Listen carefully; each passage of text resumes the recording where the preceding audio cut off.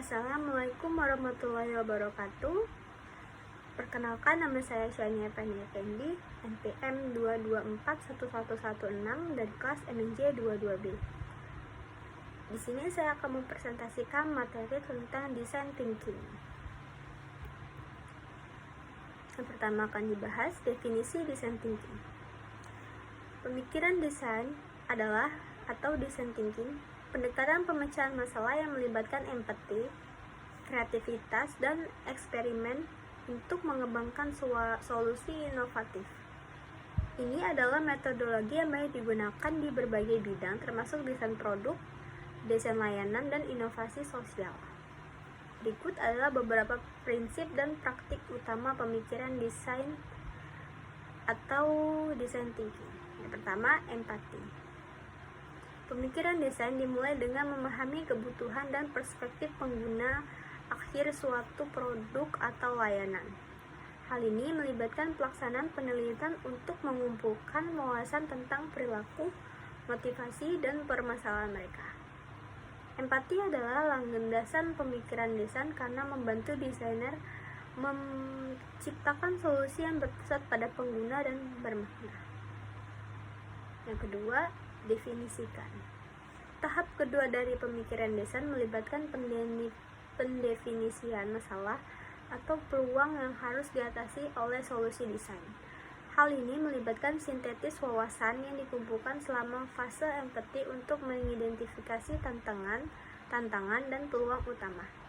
Tujuannya adalah untuk menciptakan definisi masalah yang jelas dan ringkas yang dapat memandu proses desain.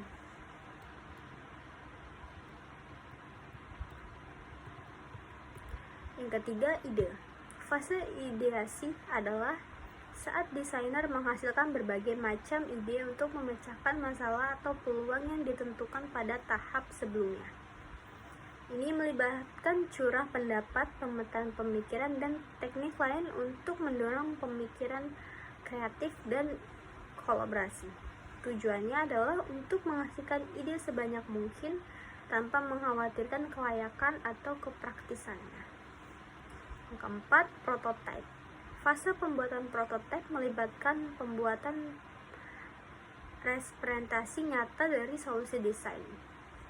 Ini dapat berupa prototipe fisik, prototipe digital, atau simulasi. Tujuannya adalah untuk menguji solusi desain dengan pengguna sebenarnya dan mengumpulkan masukan untuk menyempurnakan desain. Yang kelima, tes. Fase pengujian melibatkan pengumpulan umpan balik dari pengguna nyata mengenai solusi desain. Hal ini dapat dilakukan melalui pengujian kegunaan, pengujian pengguna, atau metode lainnya. Tujuannya adalah untuk memvalidasi solusi desain dan mengidentifikasi area yang perlu ditingkatkan. Yang keenam, ulangi. Tahap akhir dari pemikiran desain melibatkan literasi pada solusi desain berdasarkan umpan balik yang dikumpulkan selama masa pengujian. Hal ini melibatkan penyempurnaan desain, pembuatan penyesuaian, pengujian lagi hingga solusi memenuhi kebutuhan pengguna akhir. Selanjutnya, praktik utama.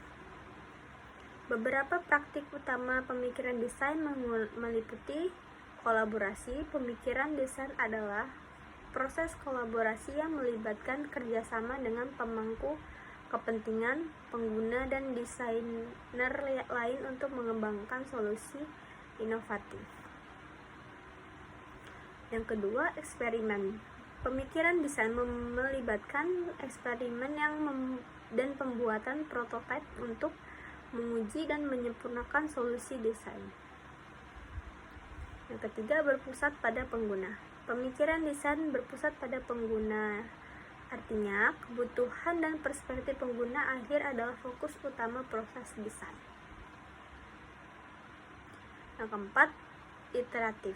Pemikiran desain adalah proses berulang yang melibatkan penyempurnaan dan peningkatan solusi desain berdasarkan umpan balik dari penguji.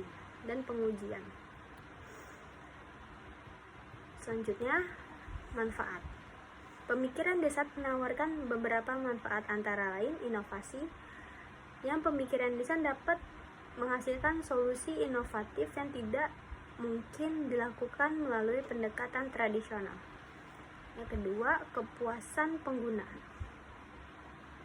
Pemikiran desain dapat menghasilkan solusi yang lebih ramah pengguna dan memuaskan. Yang ketiga, kesuksesan bisnis. Pemikiran desain dapat membawa kesuksesan bisnis dengan menciptakan produk dan layanan yang dapat memenuhi kebutuhan pelanggan. Selanjutnya ada tantangan. Design thinking juga menghadapi beberapa tantangan, antara lain yang pertama, hambatan budaya. Pemikir design thinking memerlukan budaya yang menghargai kreativitas, eksperimen, dan kolaborasi. Yang kedua, kurangnya sumber daya. Design thinking membutuhkan sumber daya termasuk waktu, uang, dan keahlian. Yang keempat, menyeimbangkan kreativitas dan kelayakan. Design thinking memerlukan keseimbangan kreativitas dan dengan kelayakan dan kepraktisan. Selanjutnya, kesimpulan. Design thinking adalah pendekatan yang ampuh untuk pemecahan masalah yang melibatkan empati, kreativitas, dan eksperimen. Ini adalah metodologi yang banyak digunakan di berbagai bidang, termasuk desain produk, desain layanan, dan inovasi sosial. Dengan memahami prinsip dan praktik pemikiran desain, individu dan organisasi dapat mengembangkan solusi inovatif yang memenuhi kebutuhan pengguna akhir dan mendorong kesuksesan bisnis. Terima kasih, itu saja yang bisa saya sampaikan. Kurang lebih mohon maaf. Wassalamualaikum warahmatullahi wabarakatuh.